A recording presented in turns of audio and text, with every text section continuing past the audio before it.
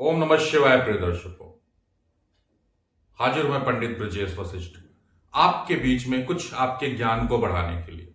बस ऐसे ही एक चर्चा चल रही थी मेरे मित्र से, और उस चर्चे के विषय पे ये हुआ क्यों ना इसे सभी लोग जाने। मित्रों, जो भी हमारे शादी विवाह आदि का जो प्रोग्राम होता है ना, उसमें जो रस्में होती है ना, अगर उसे बहुत ध्यान से आप देखोगे तो उसका एक साइंटिफिक रीजन ही होता है। आज उसी साइंटिफिक रीजन पे चर्चा करने के लिए आप लोगों के बीच में उस बड़े साइंटिफिक रीजन को शेयर करने के लिए ये वीडियो बना रहा हूं। इस वीडियो को पूरा देखिएगा क्योंकि ये आपके संस्कार, आपके धर्म से जुड़ा हुआ है क्या। आप देखते होंगे कि जब भी हमारे यहाँ विवाह होता है, बहन का विवाह होता है, किसी की बेटी का विवाह होता है, विवाह परंपरा में लावा परछन किया जाता है। लावा लावा किसका होता है? वो जो चावल यानी धान होता है ना, धान धान को जब भुना जाता है तो उसमें से लावे निकलते हैं। वो कुछ इस प्रकार से दिखते हैं।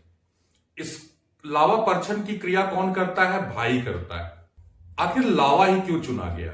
भाई मक्का चुन लिया जाता, कुछ और चुन लिया जाता, लेकिन उस धान की बाली को ही क्यों चुना गया? उसके पीछे का रीजन है, वो स्त्री को प्रेजेंट करता है। कैसे प्रेजेंट करता है? ज्योतिष में भी देखेंगे तो चावल चंद्रमा और शुक्र का सूचक होता है।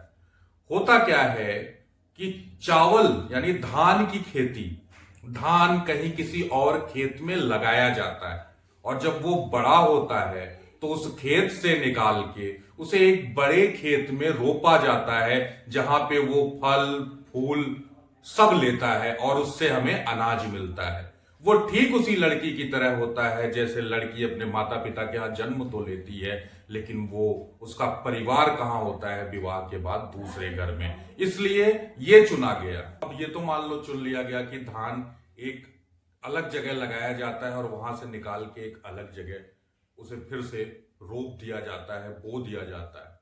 उसके साथ साथ जो धान की फली होती है ना, उसे जब आप भूनते हो और जब वो लावा बनता है तो आप देखोगे वो अपने छिलके से अलग नहीं हो पाता।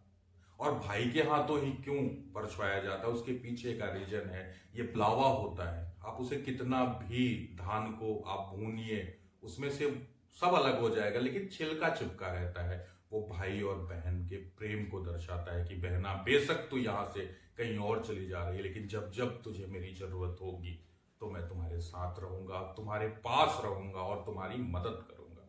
इसीलिए लावा परछन होता है, इसीलिए उसमें धान को चुना जाता है। आशा है जानकारी आपको अच्छी लगी होगी, और अगर अच्छी लगी तो चैनल को लाइक शेयर और सब्सक्राइब जरूर करिएगा। बेल आइकन की बटन दबा दीजिएगा जिससे ऐसे जानकारी पूर्ण बातें आपको मिलती रहें।